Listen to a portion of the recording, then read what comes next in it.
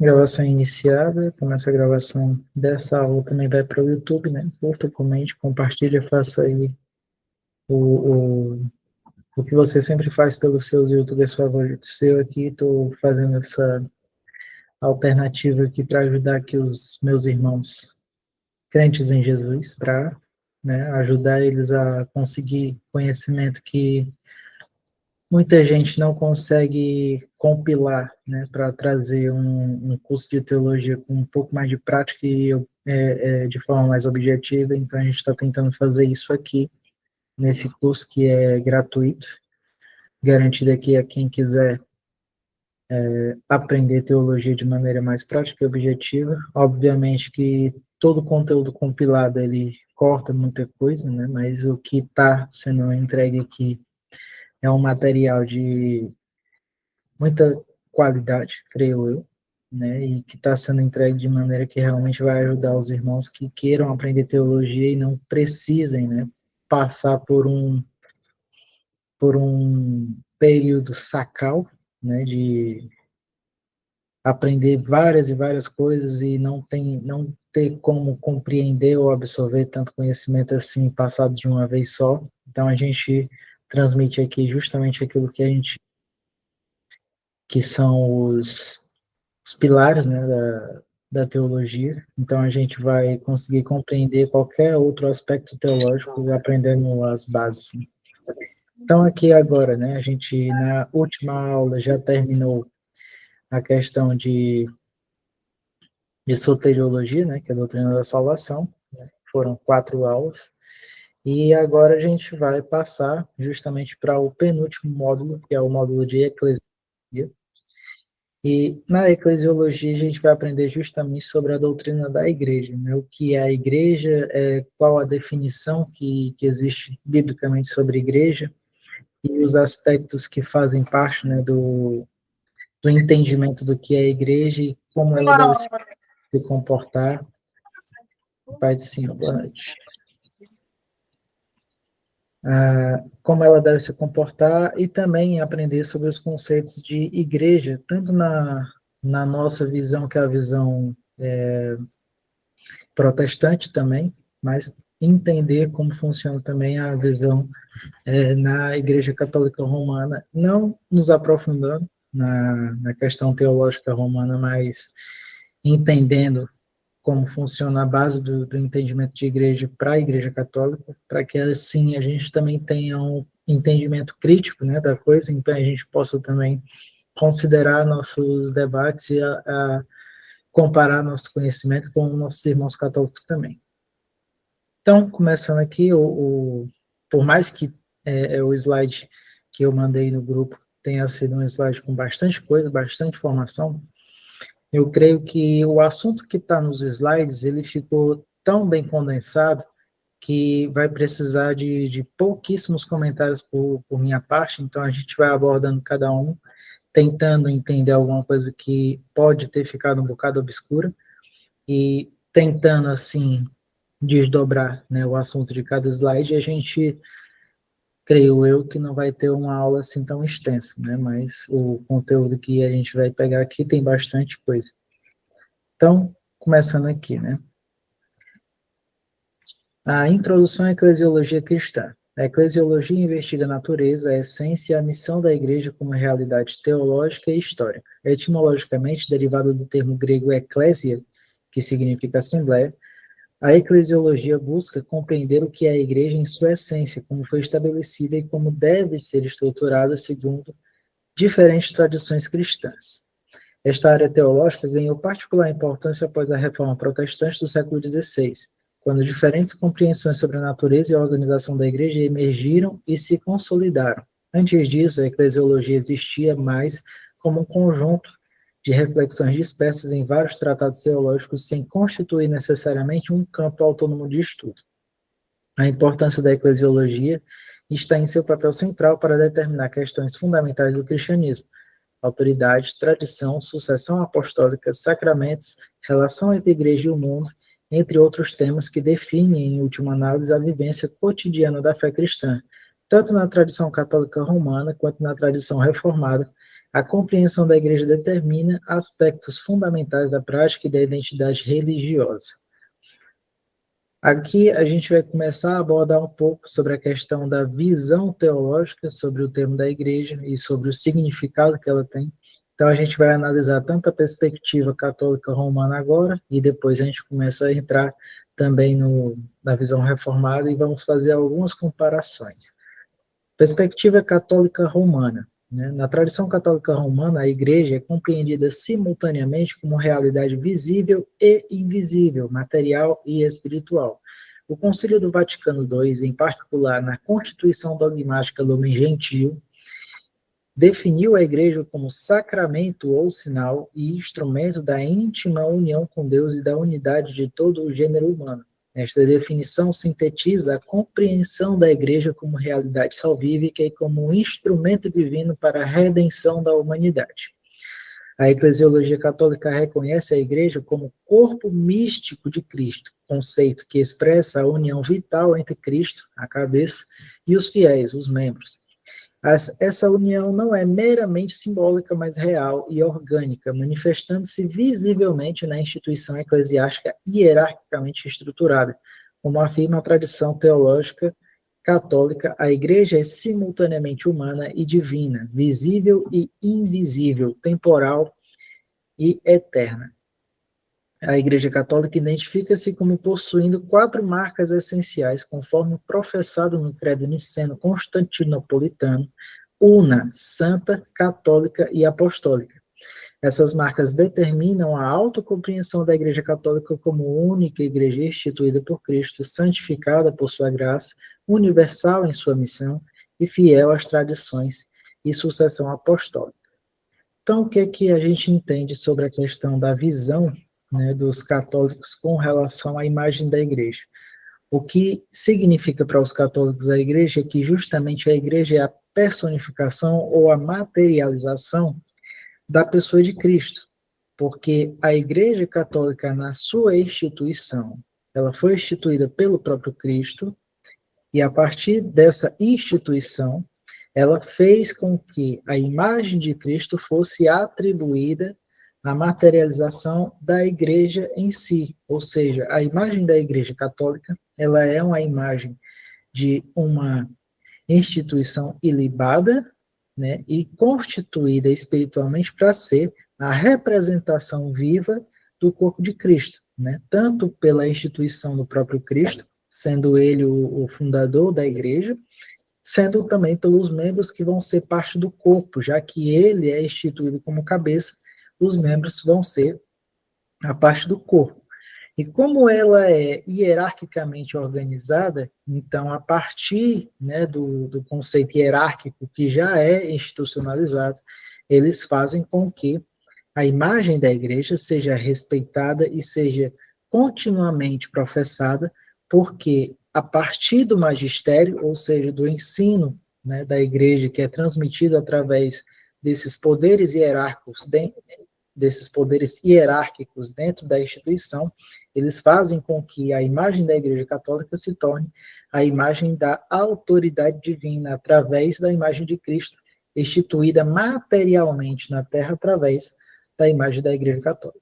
Então a gente entende, eles entendem que a imagem da Igreja ela deve ser respeitada como uma autoridade na Terra, justamente porque eles simbolizam, e não somente simbolizam, mas que eles fazem essa transmissão da imagem de Cristo na Terra a partir da existência da Igreja Católica. É tanto que um dos sacramentos é justamente a Igreja. Você deve estar relacionado com a Igreja tanto nos seus ensinamentos, como também na sua forma de se relacionar com a comunidade através da igreja, seja pela parte do ensino bíblico, que a Igreja Católica faz sempre com os fiéis, os leigos, como eles chamam, ou sendo também pela instituição dos trabalhos feitos de maneira social para ajudar a sociedade em algum aspecto. Então, continuando. Perspectiva agora da Igreja Reformada. Na tradição reformada, principalmente derivada do pensamento de João Calvino e outros reformadores do século XVI, a eclesiologia apresenta características distintivas, né? Uma delas é a distinção entre igreja visível e a igreja invisível. A primeira, composta por todos que professam a fé e participam dos sacramentos, e a segunda formada apenas pelos verdadeiramente eleitos, conhecidos somente por Deus.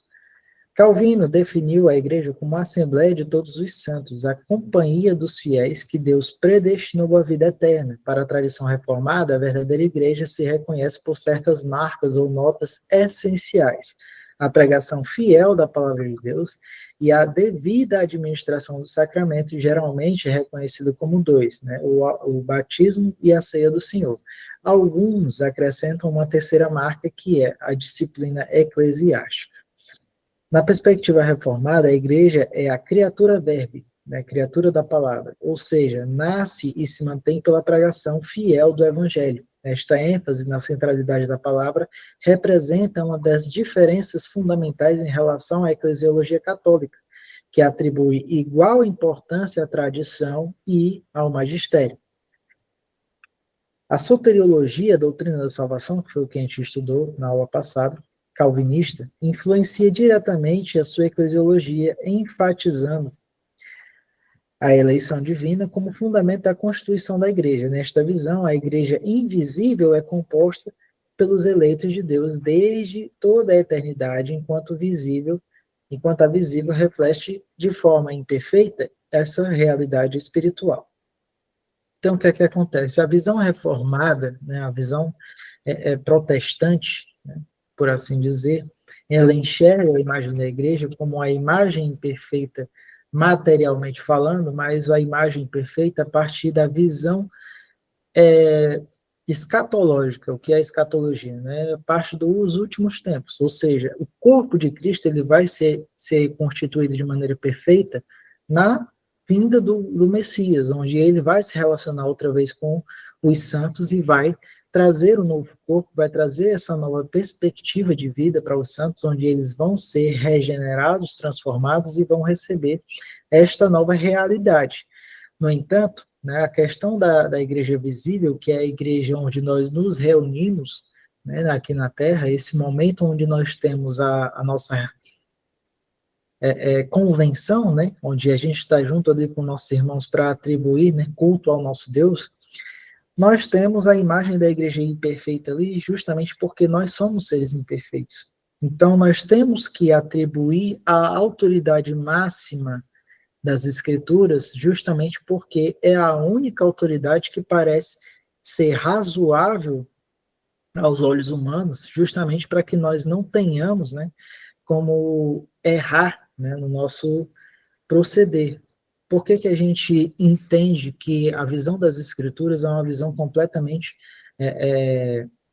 perfeita, né, de tratamento, né, dos nossos ideais, da nossa visão, nosso comportamento, é justamente porque é a palavra de Deus, onde a palavra de Deus nós cremos que ela é a palavra perfeita, onde ela é eficaz e completa em todos os seus ensinos e capacitante, né, para nos tornar pessoas que foram completamente transformadas e transformadas para entrar no reino. Né? Eu acho que eu fui um pouco redundante aqui, mas peço desculpa.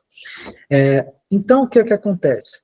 Na visão reformada, nós temos o total conhecimento de que nós não somos seres perfeitos e que nós não somos pessoas que detêm essa autoridade para que nós sejamos, né, uma representação viva, né, da imagem do próprio Jesus aqui na Terra. Por mais que nós entendamos, né, que nós somos embaixadores de Cristo para levar o Evangelho, mesmo assim, para levar o Evangelho, nós cremos que a autoridade divina instituída em nós, ela está relacionada intimamente, né, com a imagem da palavra de Deus, ou seja, o conhecimento bíblico e tudo aquilo que está dentro do entendimento teológico, para que nós venhamos a fazer com que, né, a visão transformadora através da igreja seja, né, relacionada justamente com essa parte da sola escritura, né, que é a visão teológica de que somente as escrituras elas são né, a revelação da autoridade divina de maneira perfeita. Então, enquanto a Igreja Católica ela vê a visão, ou melhor, ela vê que a instituição ela tem esse papel transformador e esse papel sacramental, né, que influencia diretamente na função gratificante para trazer as pessoas à salvação, tanto porque a Igreja Católica também entende que a Igreja é um sacramento. Para os reformados, não.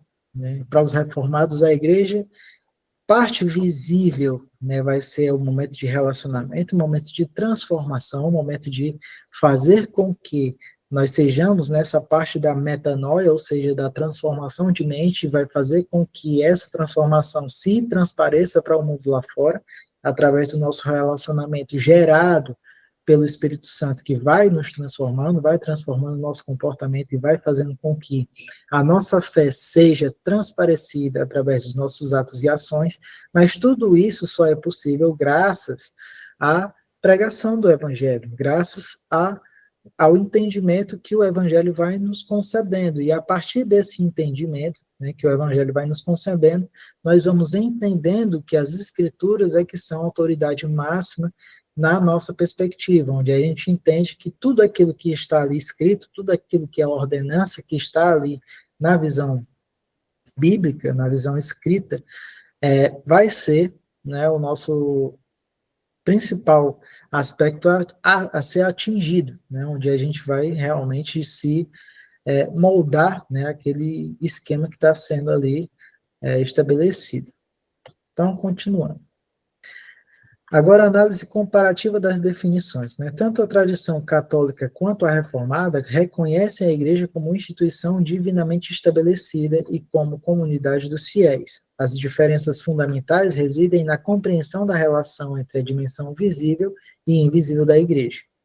Para a tradição católica, existe uma identidade essencial entre a Igreja visível, instituição histórica, e o corpo místico de Cristo, de modo que a Igreja Católica, concretamente, é identificada como a única Igreja de Cristo plenamente constituída.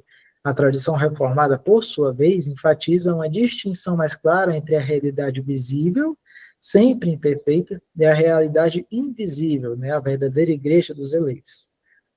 Essa diferença fundamental repercute em várias outras áreas da eclesiologia, compreensão da autoridade dos sacramentos, da relação com outras denominações cristãs, entre outros aspectos.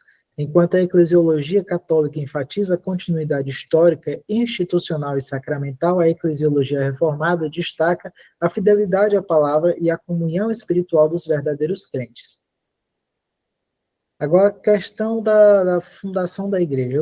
Por que eu não expliquei muita coisa do que a gente já leu sobre a comparação da definição? Né? Porque eu acho que o texto é muito explicativo, é muito autoexplicativo, então eu não ia querer perder mais tempo tentando repetir ou refazer algumas das palavras que estavam, né, no slide anterior, sendo que o texto ele já explica muito bem aquilo que a gente queria entender. Então, agora falando sobre a questão da fundação da igreja, né? Também a gente vai comparar tanto a perspectiva católica romana como a visão também reformada, e assim a gente vai entender como funciona a visão de cada um com relação à fundação da igreja em si. Né? Na teologia, agora falando sobre a perspectiva católica da fundação da igreja, né? Na teologia católica, a fundação da igreja está intrinsecamente ligada à pessoa e obra de Jesus Cristo. A igreja é compreendida como nascida do lado aberto de Cristo na cruz, simbolizada pelo sangue e água que jorraram de seu lado, e plenamente manifestado no Pentecostes com a vinda do Espírito Santo.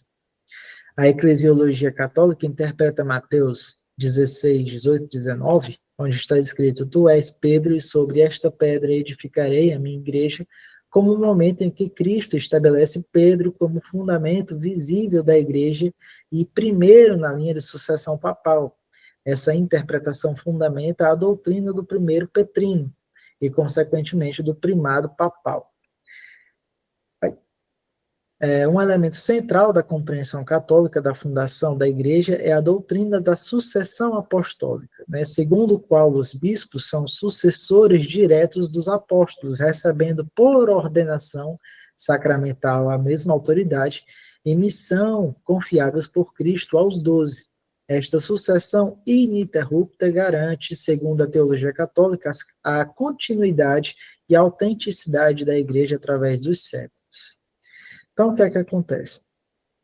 Na questão da fundação da igreja, nós entendemos que os católicos eles veem justamente o que está escrito em Mateus 16, 18, 19 como uma ordenança para que haja o fundamento da igreja a partir daquele momento, onde ele institui sobre Pedro, isso é, quando Jesus fala, tu és Pedro e sobre esta pedra edificarei a minha igreja. A partir desse momento aí, ele institucionalizou, né, o movimento episcopal, onde ele coloca Pedro, né, como o principal papa, né, como coloca a principal pedra angular, porque o papa ele significa justamente essa parte primordial, onde ele coloca a imagem do papa igualmente, né, relacionada com a imagem de Cristo. E a partir da autoridade papal, eles reconhecem a autoridade de Cristo em cima dessa imagem hierárquica. Então, eles instituíram a igreja a partir dessa visão teológica, analisando essa passagem de Mateus, entendendo que Cristo havia chamado Pedro para ser o primeiro papa, e a partir de Pedro seria institucionalizada a igreja, e por causa dele ser um apóstolo, haveria a sucessão apostólica a partir do primado papal, a partir de Pedro. Então, depois que Pedro morre e vem, né, o próximo Papa, ele já está sendo estabelecido como um sucessor de Pedro. E sendo um sucessor de Pedro, ele também coloca sobre si a responsabilidade do discipulado cristão. Então, ele se torna um apóstolo que vai sendo sucessível, né? Ou seja, parte do ensinamento hierárquico vai sendo transmitido, né, de papa a papa, né, para que assim continue, né, a linhagem dos apóstolos dentro da visão teológica católica. Então, eles entendem essa perspectiva do fundamento da igreja a partir dessa visão.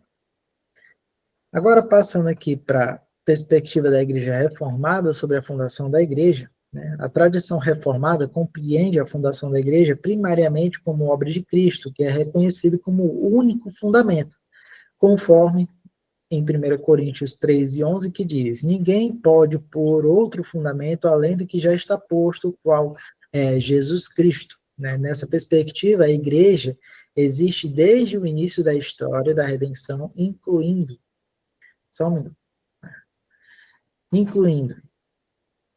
os fiéis do Antigo Testamento, mas foi plenamente manifestada após a vinda de Cristo e especialmente no Pentecostes. Na interpretação reformada de Mateus 16, 18 e 19, a pedra sobre a qual a igreja é edificada refere-se não à pessoa de Pedro, mas à sua confissão de fé em Jesus Cristo, de Jesus como o Cristo, ou ao próprio Cristo. Os apóstolos, incluindo Pedro, são compreendidos como fundamentos da igreja no sentido de terem sido os primeiros a receber e proclamar o evangelho, não como iniciadores de uma sucessão institucional de autoridade. Para a tradição reformada, a continuidade histórica da igreja não depende de uma sucessão ininterrupta de ordenações, mas da fidelidade contínua à doutrina apostólica preservada nas Escrituras. A verdadeira igreja é constituída sobre a palavra de Deus, e sua autenticidade é medida pela fidelidade a essa palavra e não pela continuidade institucional.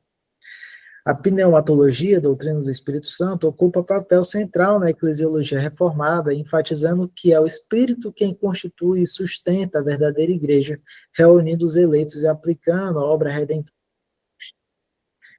Então, o que é que...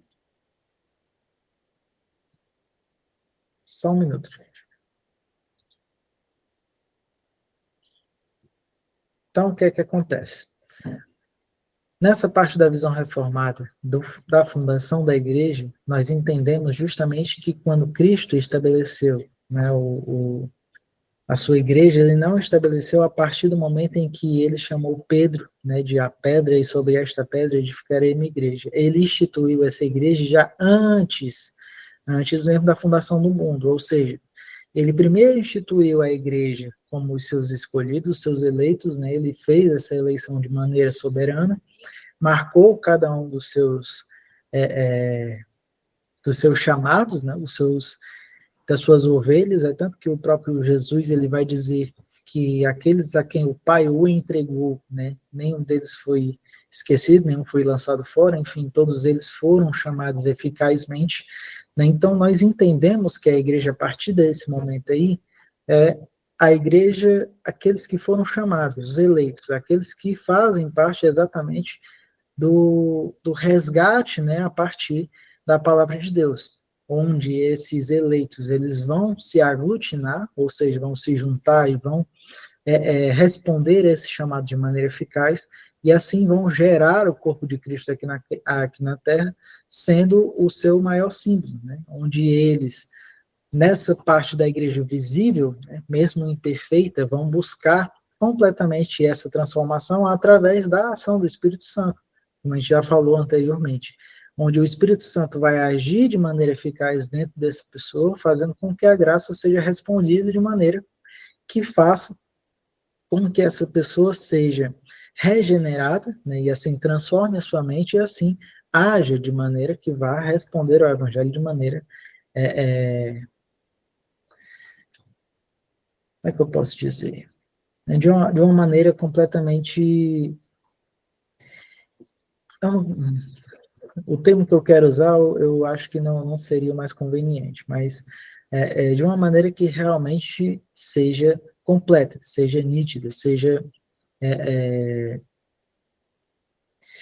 como é que eu posso usar um termo mais exato?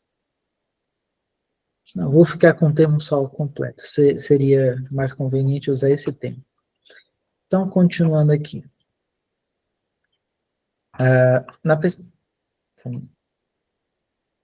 Agora, análise comparativa, né, de cada uma das duas sobre a questão da fundação. A diferença fundamental entre as duas tradições quanto à fundação da igreja reside na compreensão do papel de Pedro e dos apóstolos.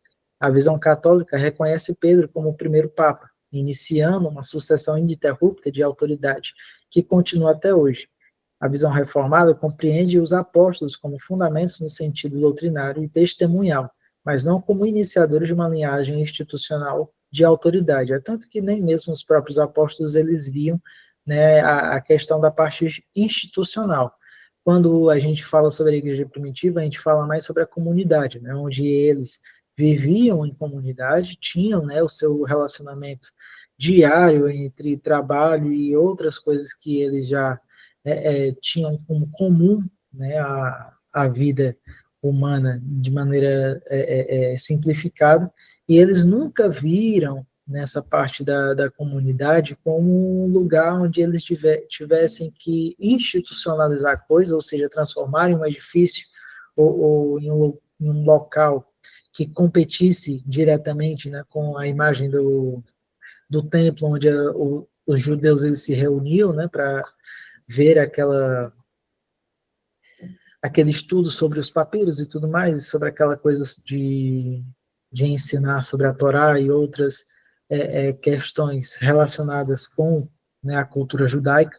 Então, não era bem isso que eles enxergavam. O que eles enxergavam era justamente um estilo de vida onde eles entregavam tudo de si, né, uns aos outros e fazia com que o amor reinasse, né? Ou seja, eles faziam com que tudo que eles tivessem pudesse ser compartilhado e tudo aquilo que eles podiam fazer para transformar a vida de outras pessoas que entravam naquela comunidade era justamente fazer com que a palavra fosse pregada, onde a palavra pregada, o evangelho de Cristo era mostrado através dos seus milagres, através de N situações onde o próprio Cristo ele vai mostrar a sua realidade, mostrar quem ele era como o próprio Messias a partir, né, das profecias messiânicas mencionadas pelos profetas, tanto quanto também pela revelação dos milagres, né, onde as testemunhas oculares também tinham um papel importante, né, na transformação da vida das pessoas e nunca, em nenhum aspecto, eles analisaram aquele momento ali como um momento de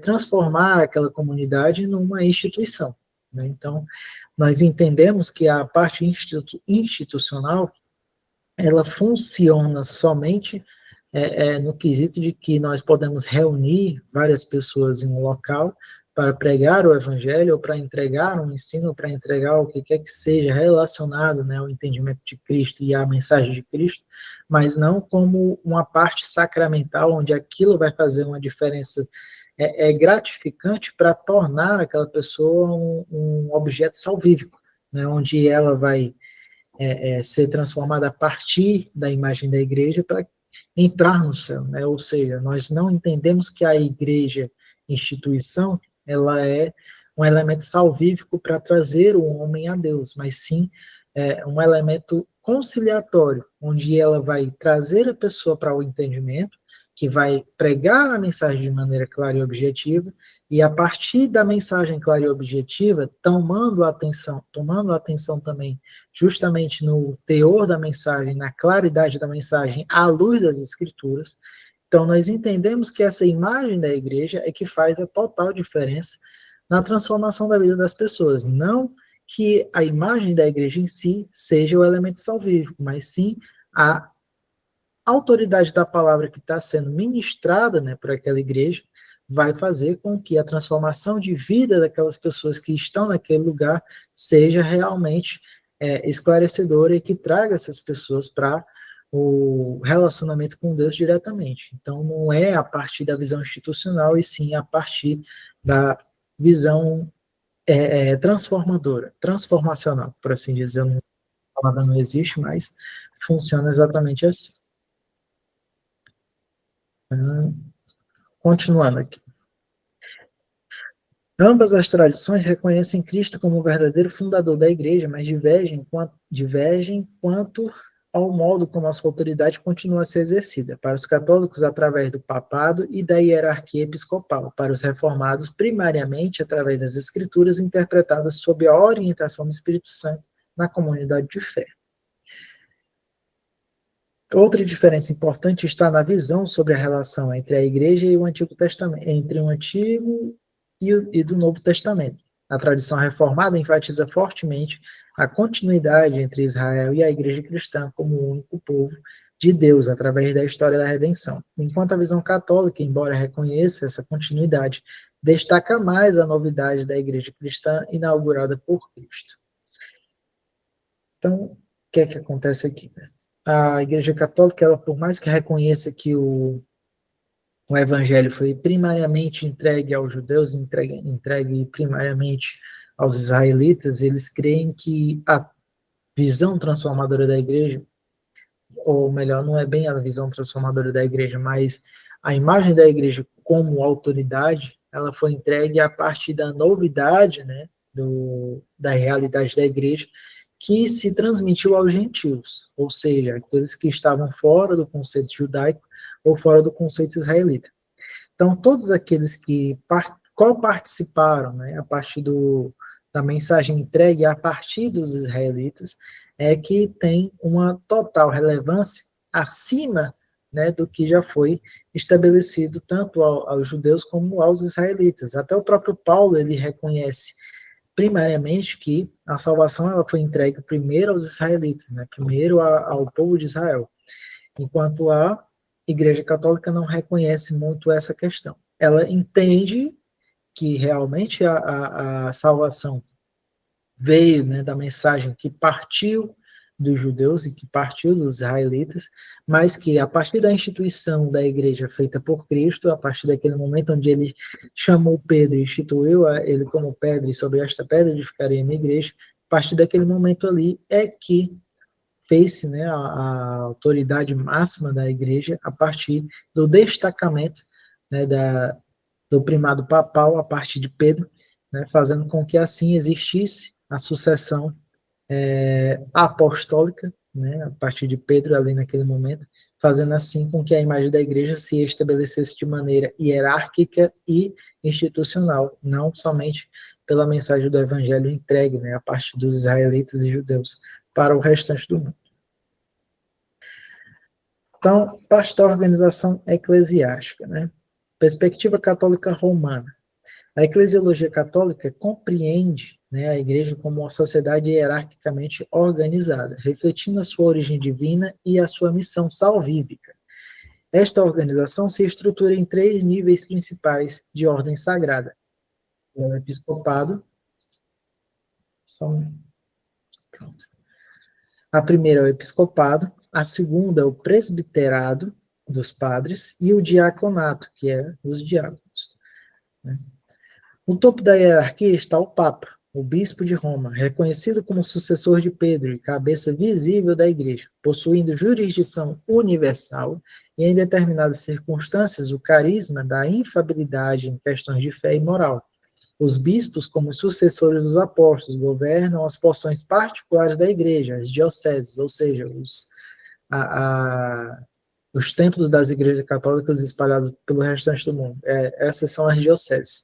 Então, aqueles padres que cuidam da diocese são as porções particulares, né, que são tratadas apostolicamente e são vistos simbolicamente como uma sucessão apostólica. Então, os padres que estão lá, eles são os sucessores apostólicos, né, dos próprios discípulos de Cristo, cada um cuidando de uma porção particular nas dioceses, ou seja, sendo a liderança daquele local ali, pontual.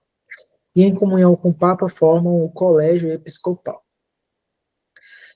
Um conceito central na organização católica é a do magistério, o ofício de ensino confiado ao Papa e aos bispos. O magistério interpreta autenticamente a palavra de Deus, seja na forma escrita, nas escrituras, seja na forma transmitida, através das tradições, e seus ensinamentos são considerados vinculativos para os fiéis.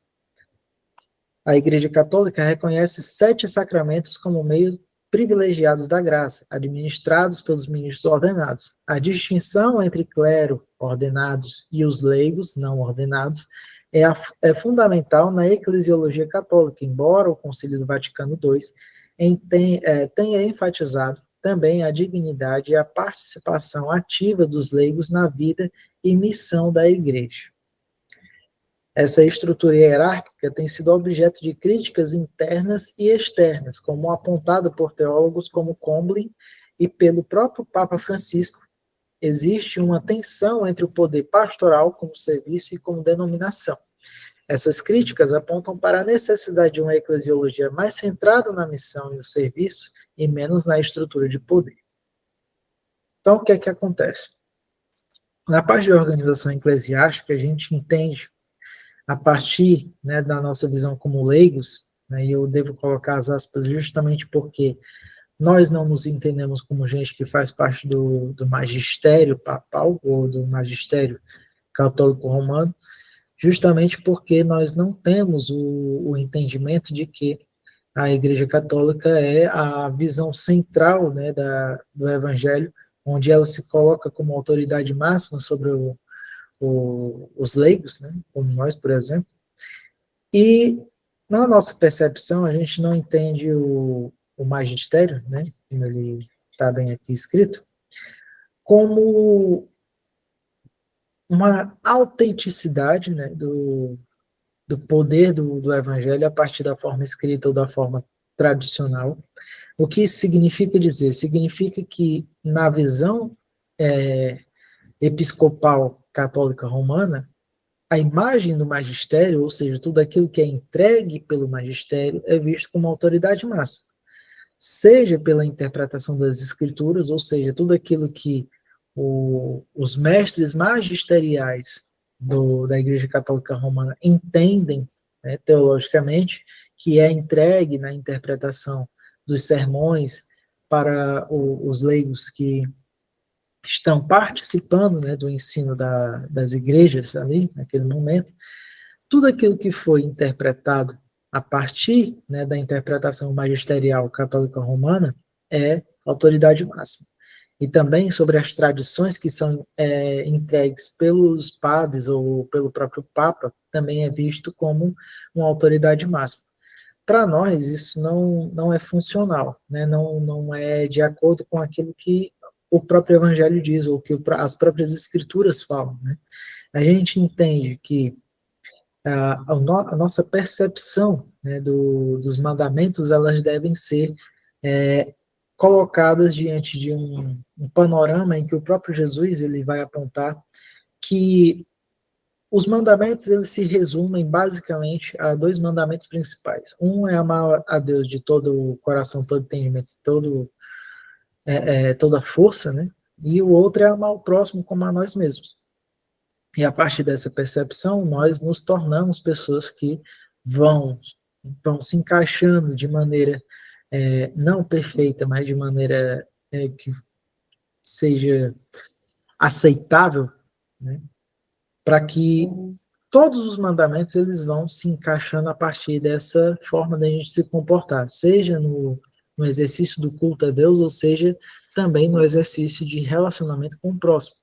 Então, a partir desses dois principais mandamentos, nós cumprimos, né, em Cristo os mandamentos entregues pelo próprio Moisés para tornar pública a lei mosaica, né, onde as 613 leis, né, criadas a partir do conceito dos 10 mandamentos, vão ser feitas de maneira orgânica, né, e quando eu digo feitas de maneira orgânica, é meio que concluídas de uma maneira completamente natural, né, a partir da nossa percepção de como nos relacionamos com Deus e como nos relacionamos com o nosso próximo. Enquanto a Igreja Católica, ela vê que a principal autoridade é justamente a autoridade entregue aos magistrados,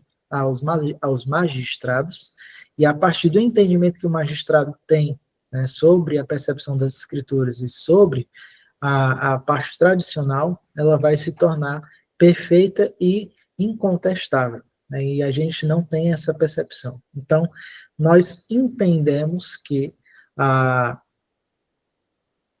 parte da organização eclesiástica, ela se dá muito sobre como a igreja deve se comportar em relação àquilo que é a ordenança para a igreja, que deve ser entregue ao público, né, por assim dizer, que é justamente a questão do ensino das escrituras e também o batismo e a Santa Ceia, né, ou seja, a Eucaristia.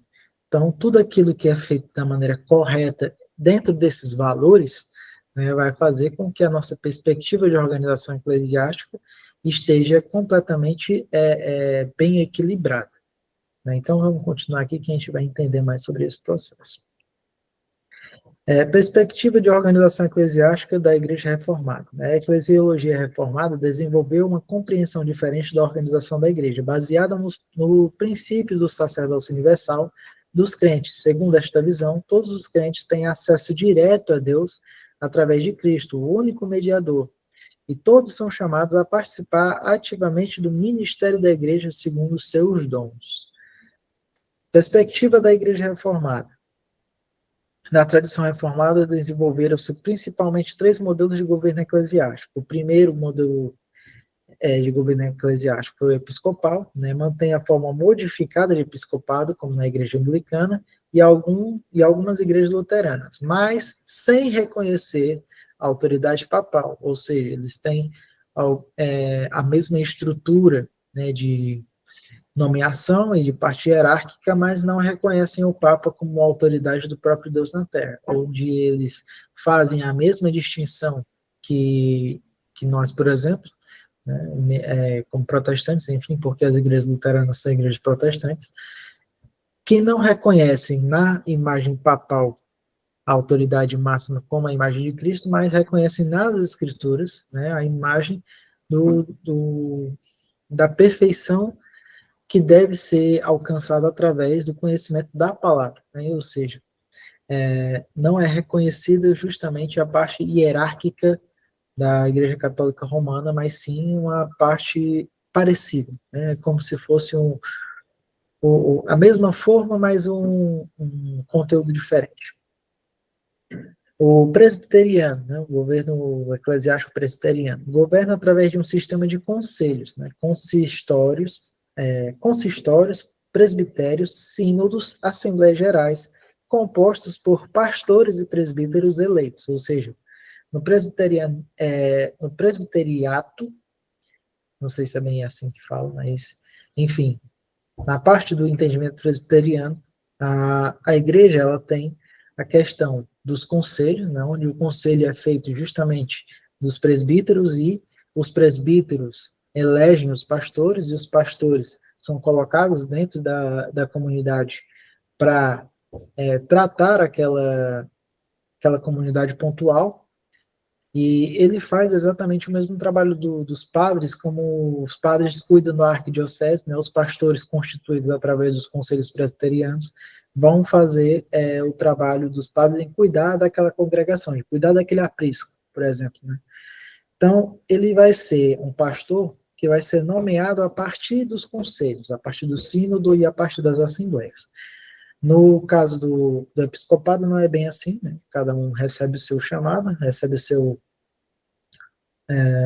a sua nomeação hierárquica, só não reconhece o Papa como autoridade máxima. No presbiterianato, a autoridade ela é mais constituída por parte democrática, né? Ou seja, a maioria decide, né, como vai ser tratado o entendimento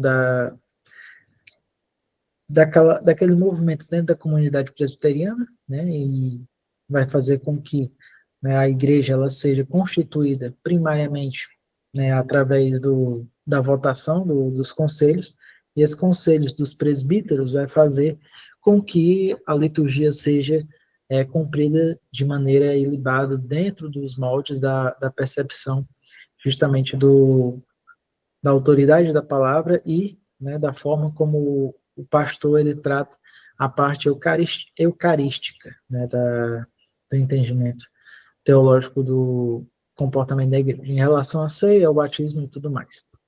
E também temos o governo eclesiástico, que é o congregacional, que é o mais comum, né? E a autonomia de cada congregação local que detém autoridade final em questões de fé e prática, ou seja, são mais as igrejas evangélicas mais conhecidas que a gente vê que os pastores são as autoridades máximas dentro da congregação, e dentro da congregação ele vai nomeando, né, os presbíteros, os diáconos e assim sucessivamente, né, onde ele não vai ser constituído através de votação nem assembleia, ele já é constituído, seja por chamado, ou seja por ele mesmo ter aberto a congregação, então ele se coloca nesse papel de ser a autoridade máxima dentro daquele ministério local e vai nomeando a partir da sua autoridade. Então, esse é o modelo congregacional. Independente do modelo específico, a tradição reformada enfatiza que a autoridade da igreja deve ser exercida colegialmente, não individualmente, e sempre em submissão à autoridade das escrituras. Os ministros ordenados, pastores, são vistos como uma classe sacerdotal separada, mas como servos, aliás, são vistos não como uma classe sacerdotal separada, mas como servos chamados para funções específicas de ensino, administração dos sacramentos e governo pastoral. A tradição reformada reconhece geralmente apenas 2 sacramentos, batismo e ceia do Senhor, considerados sinais e selos de promessas divinas, mas não como canais automáticos de graça. A administração desses sacramentos e a pregação fiel da palavra são consideradas as principais marcas da verdadeira igreja. Ou seja, na perspectiva da igreja reformada, mesmo os 2 sacramentos principais que nós reconhecemos, que é o batismo e a ceia do Senhor, eles não são considerados sacramentos de liberação automática de salvação. São ordenanças, sim. Todo crente ele deve descer as águas para se batizar, e a partir do conhecimento que ele tem sobre o significado do batismo e sobre o significado da Santa Ceia, ele participa da ceia do Senhor. Isso é uma visão sacramentada que nós temos, porque nós vemos, né, dentro da palavra que essas ordenanças, essas cerimônias devem ser cumpridas, né, mas não são canais automáticos de graça. O que é um canal automático de graça? É aquilo que você pratica que é considerado um termo que deve ser cumprido para que você seja salvo. Por mais que a gente entenda que essas são ordenanças que a igreja deve cumprir dentro do batismo e dentro da ceia do Senhor, nós entendemos que as cerimônias que são celebradas a partir do batismo e a ceia não são os canais que vão nos conectar diretamente à entrada no céu. Não é como se nós deixássemos de ser batizados ou de ceiar cerimonialmente, que a gente deixaria de entrar no céu por isso. Por exemplo, se você aceita Deus hoje, né, aceita Jesus hoje, e ainda não passou pelo batismo, e nem passou pela cerimônia da ceia e por um infortúnio, né, você simplesmente deixou de estar vivo, ou seja, você passou a entrar no mundo dos mortos, né, faleceu, enfim, não é mais participante do mundo dos vivos, e você não foi batizado, nem foi um participante da Santa Ceia, isso não vai impedir você de entrar no céu. Se você realmente se arrependeu e se você realmente foi transformado, você vai entrar no céu. Não é como se nós considerássemos, ou que o próprio Deus considerasse, que o batismo e a ceia do Senhor fossem requisitos, né, para que você entrasse no céu por conta disso. Então, a ceia e o batismo não são canais automáticos de graça por conta disso, né, mas são ordenanças, sim, entregues à igreja que devem ser cumpridos, cerimonialmente falando. Continuando. Em termos de autoridade doutrinária, a tradição reformada adota o princípio da sola escritura, né, somente a escritura, afirmando que a Bíblia é a única regra infalível de fé e prática. As confissões de fé e catecismo são valorizados como expressões de compreensão coletiva das escrituras, mas sempre subordinados à autoridade bíblica. Então, como a gente já explicou anteriormente, né, não preciso estar me alongando muito nessa explicação. Tudo que a Igreja Reformada faz com relação à parte da organização eclesiástica, ela faz tudo isso à luz das Escrituras. Se estiver dentro do quesito das Escrituras, o que elas falam, e na sua regra estiver sendo cumprido à risca, então, para nós está sendo feito de maneira que realmente se torne ilibada e que a autoridade máxima está sendo respeitada, que é a autoridade das Escrituras, que é considerado por nós a própria palavra de Deus. Agora, a análise comparativa das organizações, né? As diferenças na organização eclesiástica entre católicos e reformados refletem compreensões divergentes sobre a natureza da autoridade da Igreja. A visão católica enfatiza uma estrutura hierárquica visível com autoridade descendente, enquanto a visão reformada tende a favorecer os modelos mais participativos de governo, como autoridade delegada pela comunidade de fiéis ou compartilhada entre múltiplos líderes. Uma coisa que eu não cheguei a comentar. Na Igreja Católica não é comum você ver nas igrejas os fiéis, né, que frequentam aquela igreja tomarem um lugar de autoridade eclesiástica dentro da congregação, ou seja, eles têm, né, alguma função onde eles são bem relacionados com a diocese, onde eles estabelecem alguns tipos de trabalho que fazem diferença na comunidade, mas que não fazem parte da liderança daquela igreja, não fazem parte da liderança daquele local. A autoridade daquele local é justamente o padre e pronto, acabou-se. Na visão reformada, nós temos muito essa questão da participação da igreja, onde aqueles que querem fazer parte do episcopado, eles também podem participar da liderança da igreja, sendo por modelos de votação, através do chamado do presbiterianato, onde ele vai fazer parte do conselho, e dentro desse conselho ele pode ser ordenado ou também pela parte congregacional, onde o pastor vai trabalhar com aquela pessoa e vai fazendo ela subir, né, de cargo, sendo chamado de cargo em cargo até crescer a um patamar onde ela seja considerada alguém com mais experiência dentro daquela congregação. Então, nas igrejas reformadas, a gente tem mais esse modelo de interagir com a comunidade, né, que está se reunindo naquele local para coparticipar do entendimento episcopado. Então, na Igreja Católica isso não acontece muito. Continuando, né?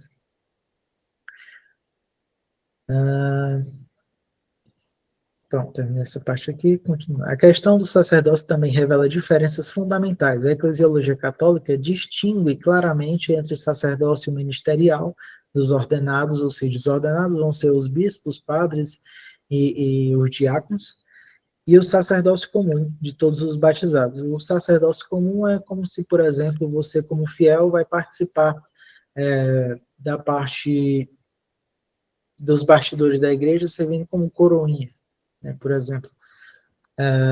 Mas não somente nisso, né, mas também na questão da interação dos trabalhos sociais que a Igreja Católica faz com a comunidade. Enquanto na tradição reformada enfatiza o sacerdócio universal de todos os crentes, como ministros ordenados diferenciados apenas por função, né, ou seja, aqueles que vão receber função de diaconato, presbiterianato, pastorado, bispo, entre outras coisas, e não por status ontológico, ou seja, não é porque você vai ter essa função, né, que você vai ser maior que o seu irmão, que é um membro, né, qualquer. Mas isso acontece muito nas igrejas hoje em dia, porque as igrejas, quando você tem uma cultura de transformar a parte hierárquica da sua congregação em algo que te diferencie, né, dos outros, isso pode muitas vezes influenciar no comportamento que você tem com os seus irmãos que não têm nenhum tipo de ordenança, né, onde você, como sendo um ministro ordenado, vai se sentir como aquele que está por cima do seu irmão e vai tratá-lo de maneira diferenciada. Só que, na visão reformada mais tradicional, isso não deve acontecer, ou não deveria acontecer, né? Então, nós entendemos que, mesmo com uma ordenança feita por função, isso não diferencia um pastor de um membro qualquer, ou um bispo de um membro qualquer, e sim somente a questão da sua função dentro da congregação, onde você vai ter uma participação em algo específico, onde o dom, né, vai ser estabelecido a partir da sua função, né, seja pelo pastorado para fazer aconselhamento, ou seja para cuidar daquela congregação, ou seja como bispo para influenciar diretamente no ensino da igreja, seja como mestre, seja como doutor, enfim. Todos os dons que são estabelecidos através da ordenança funcional dentro da hierarquia da igreja, não é essa função que vai tornar você superior ao seu irmão. Você vai simplesmente ter uma forma de interagir com seus irmãos de maneira diferenciada. Isso é só a parte funcional, não significa que você está acima do seu irmão, e sim que você tem um papel estabelecido eclesialmente para ajudar o seu irmão, né? Então, continuando. Quanto à autoridade doutrinal, a Igreja Católica afirma interdependência da Escritura, tradição e magistério. Desculpa. Magistério. Enquanto a tradição reformada prioriza a autoridade das Escrituras acima de qualquer tradição ou magistério humano. Essas diferentes compreensões de organização eclesiástica têm implicações práticas para questões como ordenação ministerial, o papel das mulheres na igreja e a relação entre autoridade e comunidade, entre os outros aspectos que continuam sendo debatidos tanto interna quanto ecumenicamente. Ecumenicamente significa entre tradições religiosas. Então, a parte também da dimensão teológica adicional da eclesiologia, né? Agora a gente vai falar sobre a questão da visão escatológica da igreja, onde a gente vai ter uma visão escatológica da parte reformada e da parte católica romana, que são também assuntos que entram em pauta quando a gente fala de eclesiologia. A dimensão escatológica da igreja. Tanto a tradição católica quanto a reformada reconhecem a tensão escatológica na natureza da igreja. Ela existe entre o já e o ainda não, entre a realidade presente e a consumação futura. A igreja é simultaneamente uma realidade histórica presente e um sinal do reino de Deus que virá em plenitude. Na eclesiologia católica, a igreja é compreendida como o início do reino de Deus na terra, um sacramento da união definitiva entre Deus e a humanidade que será plenamente realizada no fim dos tempos. A tradição reformada, por sua vez, enfatiza mais fortemente a imperfeição da igreja visível atual e a esperança da igreja glorificada futura quando Cristo retornar. A parte da dimensão missional da igreja. Ambas as tradições reconhecem a natureza missionária da igreja, embora com ênfases diferentes. A tradição católica, especialmente após o Concílio Vaticano II, tem enfatizado a missão evangelizadora da igreja ao mundo, compreendendo-a como um sacramento universal de salvação, ou seja, a igreja se torna um sacramento universal, onde ela deve ser estabelecida dentro das comunidades e deve trazer as pessoas para o conceito salvífico dentro das congregações, onde elas vão se relacionar com a parte magisterial, ou seja, pela parte do ensinamento entregue pela Igreja Católica e através do relacionamento com os serviços sociais da Igreja Católica e também com a interação social com a comunidade. Enquanto na Igreja Reformada não acontece assim. Mas quando a gente fala sobre sacramento universal de salvação, é justamente entender que a Igreja Católica ela faz parte, né, do instrumento salvífico, né, que vai fazer com que as pessoas entrem no conceito de salvação a partir do relacionamento com a Igreja. A tradição reformada, desde os seus primórdios, enfatizou a proclamação do Evangelho como elemento central da missão da Igreja, fundamentada no mandato de Cristo, como lá em Mateus 28, 19 e 20.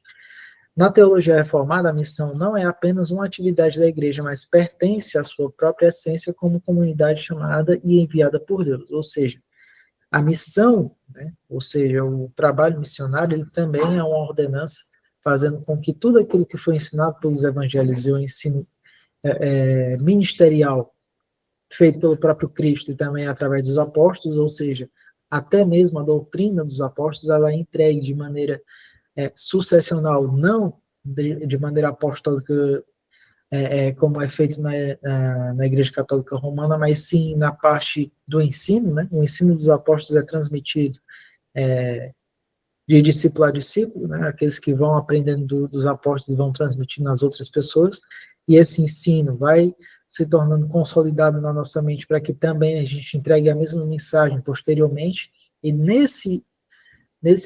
nessa forma de transmitir, né, a mensagem posteriormente, a gente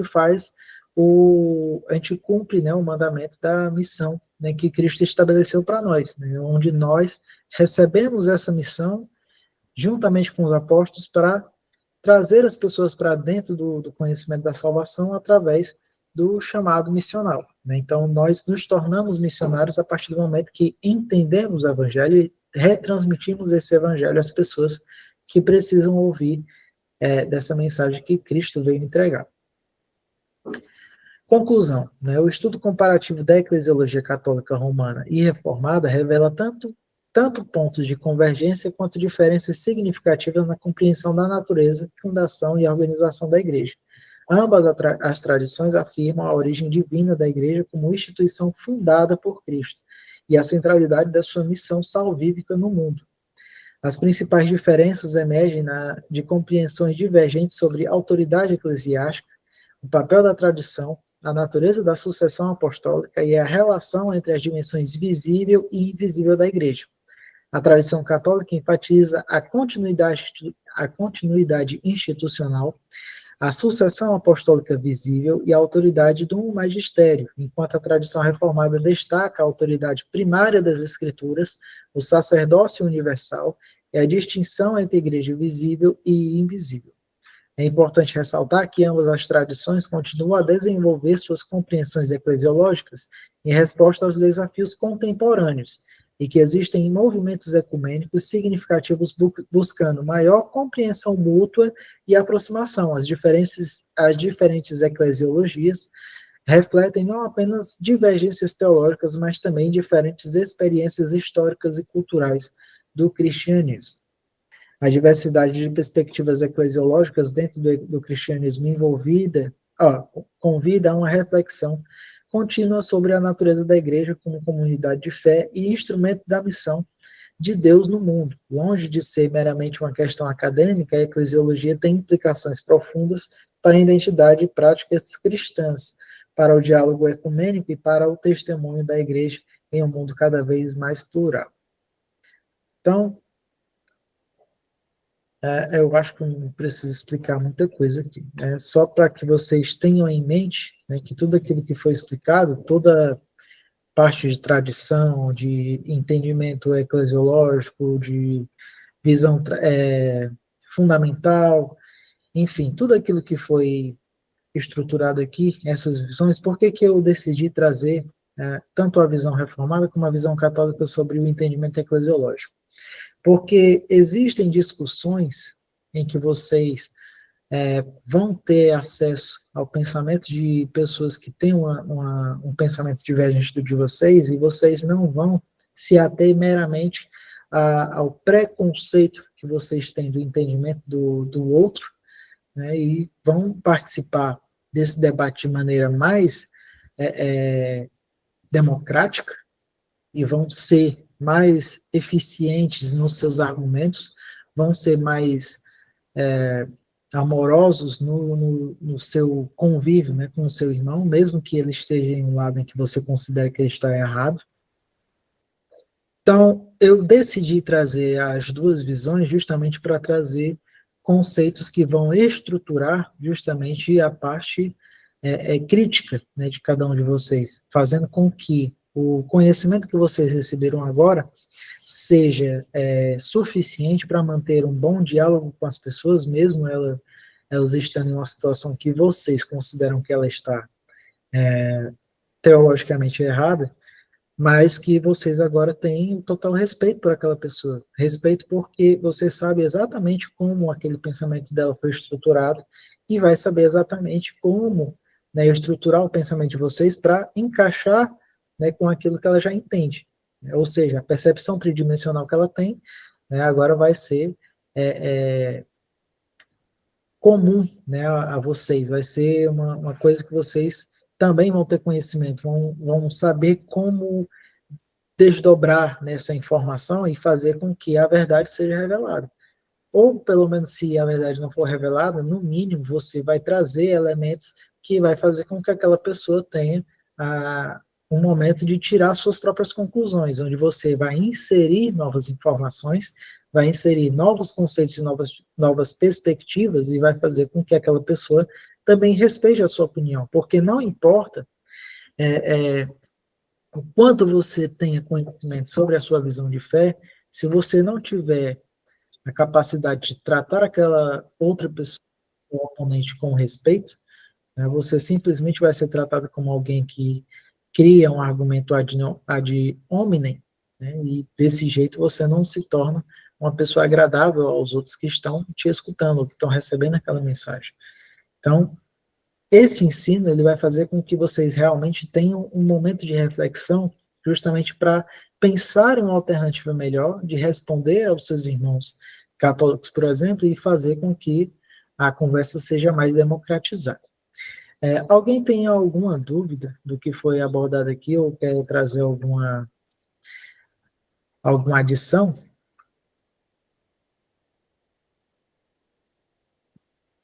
Se tiver alguém que queira trazer uma perspectiva a mais, né, o momento é agora.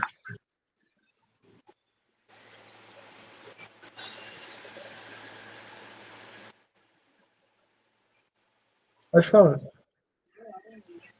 Não, era um comentário, inclusive, que eu até mandei pro teu zap, que aqui tá meio barulhento. Com relação, cara, à postura da Igreja Católica com relação à Bíblia. Porque, apesar dos pontos de convergência que existem entre a eclesiologia católica e protestante, mas tem um detalhe, cara, que isso para mim é fundamental. Porque a Igreja Católica, ela considera a Igreja acima da Bíblia.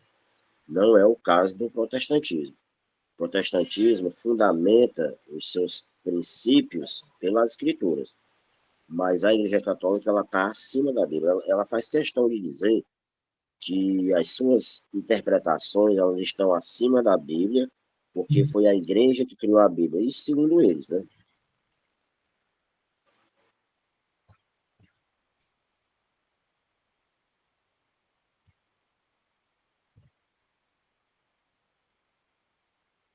Sim, sim, é por causa da visão magisterial.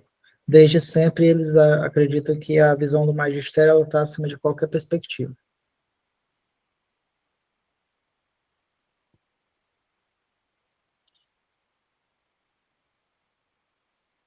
Ué. Ou foi eu com a minha internet que eu não estou ouvindo mais nada. Mas enfim. Alguém tem mais alguma questão que queira levantar ou alguma dúvida que queira retirar?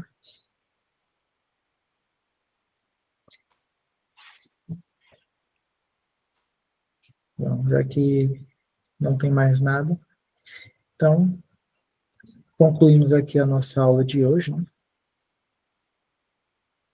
O senhor levantou a mão de novo, pai? Não, aqui está dizendo que foi o Oswaldo.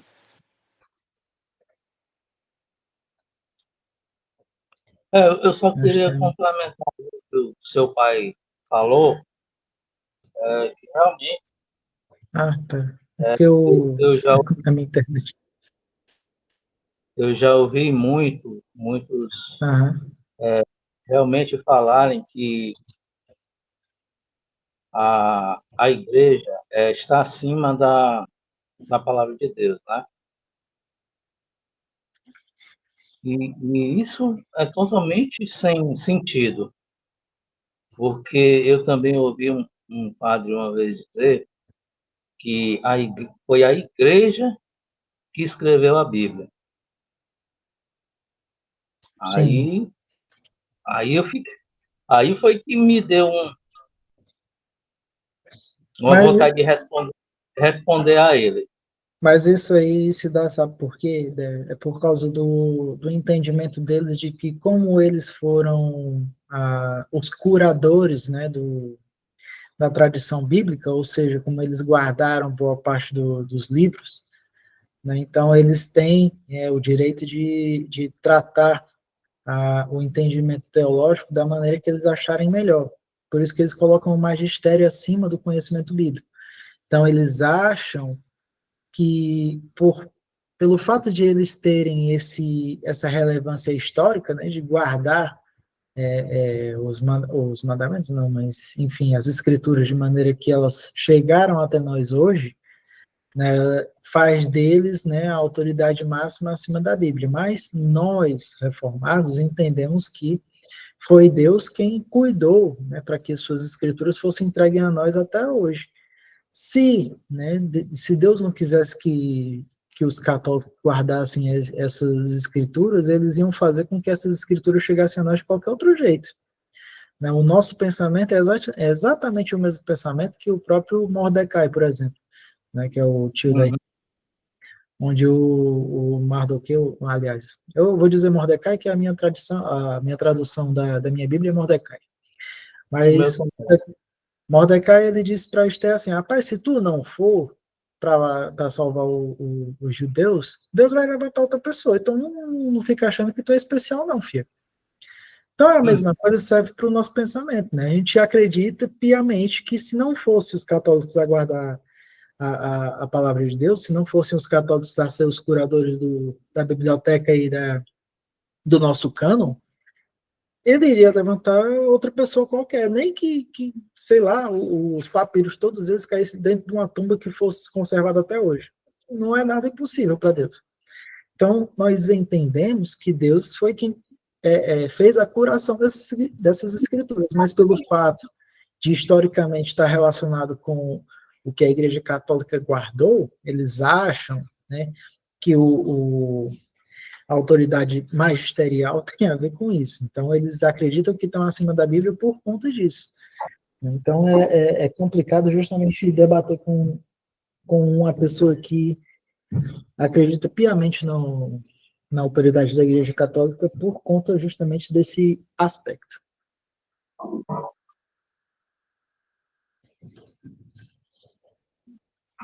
Mas aí, se eles continuassem acreditando que a igreja seria está acima da Bíblia, porque quando Martinho Lutero refutou e colocou as 95 teses, né? Que era de erro mesmo Sim, as 95 teses da... Sim. que era erro mesmo. Se eles achassem que eles estavam tão acima, eles tinham mantido a Santa Inquisição, Fogueira Santa, essas... É, Não acha, não? não é nem só por isso, né? Entende o seguinte. Sim, sim, claro. O que eu ia comentar é justamente que a Igreja Católica hoje ela tem uma visão que foi deturpada por ela mesma. Por que que eu digo isso? Uhum. Os primeiros papas da Igreja Católica, o pessoal que veio antes mesmo dos reformadores, alguns estudiosos que faziam parte da Igreja Católica que ainda não tinha acontecido o movimento reformador, falavam piamente sobre a questão de alguns entendimentos teológicos que hoje a gente trata como algo que vale a pena trazer para o nosso cotidiano. Por exemplo, Agostinho de Hipona, ele não tinha sido, né, um reformador, né, mas os seus pensamentos eles foram tratados por reformadores e o entendimento que ele teve biblicamente, teologicamente, ainda hoje é considerado por nós reformados. O que acontece é que muitas vezes a tradição católica ela foi deturpada justamente pela vontade de manter essa imagem institucional completamente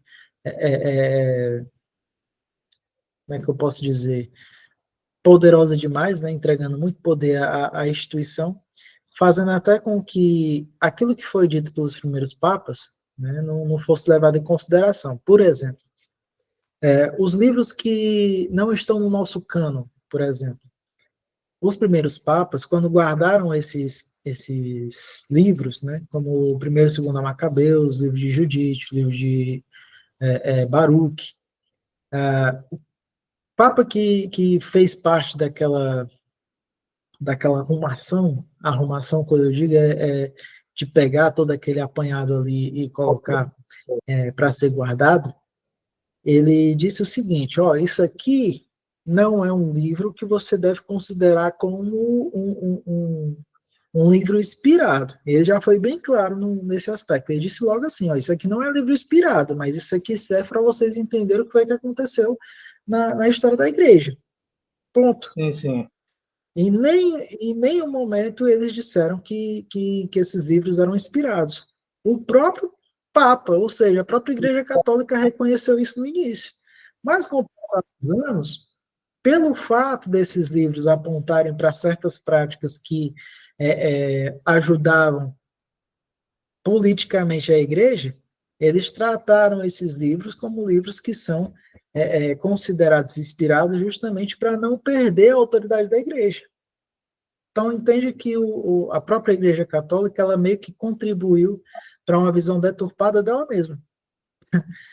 Isso com o passar dos anos. Que eu tenho certeza que se os primeiros papas estivessem vivos até o momento em que isso aconteceu, eles diziam assim, rapaz, vocês estão ficando doidos. A gente já falou desde o princípio que não era para vocês fazerem isso, vocês estão fazendo. E a gente sabe também que tem muita movimentação interna na Igreja Católica que eles mesmos não concordam com certas práticas justamente por questões políticas, né? Por movimentações políticas. Eles querem que a igreja trabalhe de maneira mais episcopal, de maneira mais missional, né? Que se interaja ainda mais e se engaje ainda mais na cultura, mas que não querem fazer isso justamente para ter alguns benefícios políticos no nosso contexto atual, sabe? Então, a gente percebe justamente que a igreja, mesmo a igreja católica, ela tem momentos de sapiência, né, por assim dizer. Então, a gente tem que aproveitar esses momentos que eles têm uma luz, né, de revelação divina e trazer, né, os contextos que realmente fazem parte do nosso entendimento para que seja ponderado. Então, eu trouxe esse entendimento justamente para que a gente consiga desdobrar. Porque não é fácil você conversar com um católico que seja roxo, né? Aquele camarada que só acredita piamente na autoridade da Igreja Católica. Não é fácil. Todo mundo que já conversou com um católico desse tipo sabe que é chato. Mas quando você entende muito bem por que ele pensa dessa forma, você começa a analisar certos conceitos onde você vai conseguir se infiltrar. Então, é mais para que a gente tenha capacidade de ser sábio o suficiente para conseguir conversar com essas pessoas do que simplesmente deixar que elas morram na escuridão, né? Não trazer nenhum tipo de entendimento a essas pessoas. É por isso que eu acho conveniente para nós conhecer justamente esse aspecto do que está fora, né, do nosso conhecimento comum. Uhum. E tipo aquelas pessoas que nascerem num determinado local onde se tem um ensinamento, onde esse ensinamento, Cristo e Deus não estão. Então, elas nasceram naquilo, é uma cultura que vem passando de geração para geração, né?